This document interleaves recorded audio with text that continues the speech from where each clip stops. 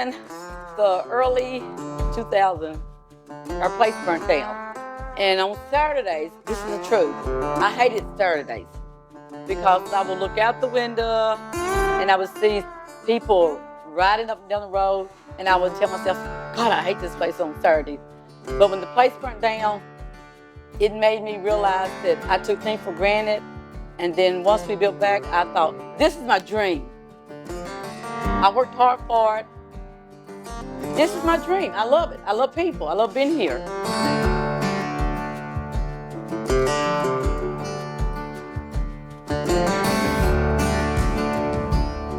My name is Anita Bartlett. This is my restaurant here at R&S BBQ. I've had it for 31 years.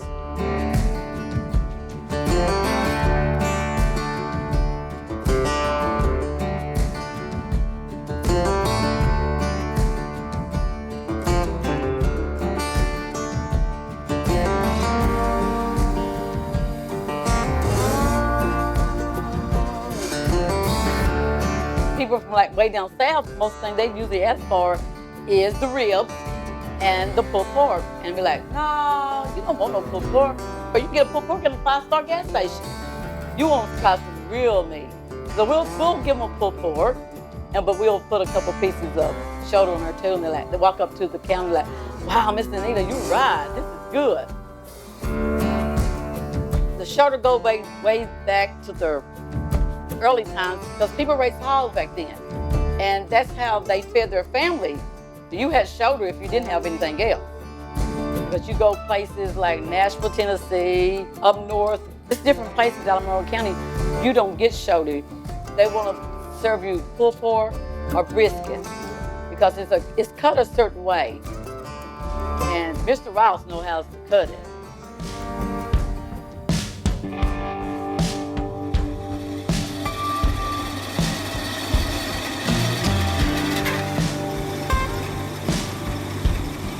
Ross, and I've ran this ever since '66, so several years.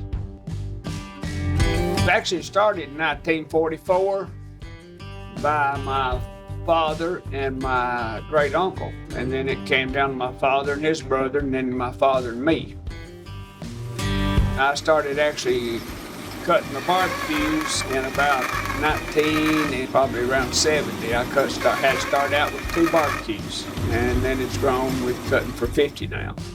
We cut 4 days, about 8 hours a day or 8 to 9 hours a day, and we run 3 saws constantly for that length of time. We cut Boston butts. Everybody calls it pork shoulder, but it's actually a Boston butt is what we cut the meat from. A lot of people go to the store and they'll order pork shoulder, and they get a picnic, and it ain't nothing like what we cut. We cut frozen butts only. You can't cut fresh butts like we cut. It's harder to cut frozen butts. You can't cut the fresh butts, the saw, they just wiggle through the saw, and they're that thick and that thin, and they're not consistent, not very consistent. And you can't, you throw one on the grill like Anita's down here, you throw one on there, cook one piece in 10 minutes, and one piece it takes 30. These here are very consistent.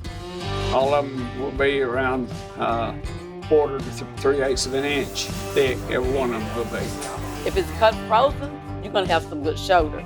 But if it unthaws and been cut, you're gonna have a problem with it. Last week we sold right at 20,000 pounds of the shoulder.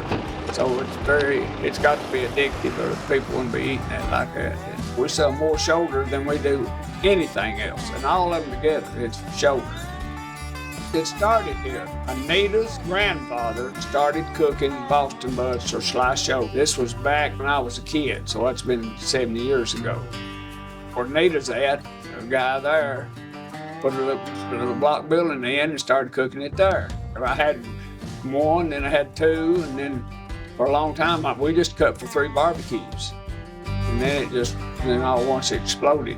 We have 8 counties in Tennessee and 8 counties in Kentucky that we cut for. Of course, we're right on the border. It's just 8 miles to Tennessee. So you've got about 16 counties here, and then the counties sort of surrounding them comes into those counties. And after you get out of that, it's a dead item. I've never seen a barbecue succeed if it didn't join the county there was one in. I've never had one that ever jumped a county and succeeded. It may someday, but it never has yet. It's because it just started in this area and it's stuck to this area. My shoulder is my #1 seller. It got me in the Southern Living magazine. It got me in New York Times. Believe this or not, I've had people to come here from Australia, Italy, Chicago, Canada, just all around. Shoulder is the kind of a meat that you can't rush it. It's got to be cooked slow. Let it lay there and simmer. Keep it based. Flip it like every 10, 15 minutes.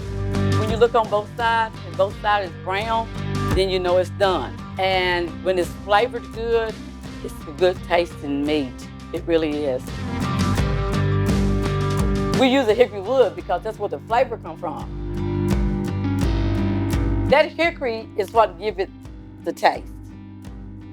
And those hot coals are hitting that shoulder. It's simmering up, and that's where that flavor is coming from, is off of that hickory wood. I don't think propane or charcoal would make it taste good.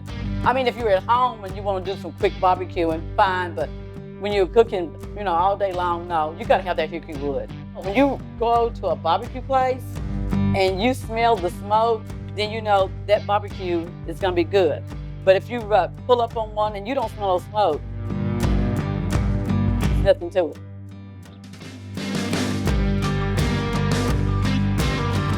The most important thing of the dip is like if somebody come in and they say, I want it hot. People think that if you go in the bottom of the pan to get the sauce, that's where the heat is at. But the heat is not in the bottom. The heat is on the top. There's cayenne, there's black pepper, there's salt, there's the dark vinegar, butter and lard. That's where the heat comes from, the lard. Everybody thinks it comes from the pepper, but the heat comes from the lard. I wouldn't say I'm the biggest cog, but I'm probably about the only cog that is me and this crew here, 3 boys that work here, and my wife. She's made a tremendous difference in my business. She comes in, she takes care of all my work, and that's relieved me so I can go in here in the cutting room, and she understands the business and made a big help, yes. I need probably to be thinking about retirement, and sort of am thinking about retirement, but I've been with these people, most of them ever since in the 80s, and they're just like family, and of course they all keep saying, oh, you can't quit, you can't quit, you can't quit, you can't sell it, you can't, but someday it's gonna come, But, like I said, this is my livelihood. And if God blesses me, pray that he does, and I can stay here for about 4 years, then I'll turn it over to my son and my daughter, and if they don't want to do nothing with it, sell it. Don't mess my name up. It's a great experience. It is. I feel like I'm being blessed. I'm not big and fancy, but we want to make you feel like family when you come in here. And I think by the grace of God, I have truly, truly been blessed. I've been blessed with you all coming today. I'm making friends. And so I look forward. I'm getting older now, but there's some moments where I like to lay in the bed a little longer, but I'm like, no, you gotta go. This is what you do. This is how you make your living. So that's one reason.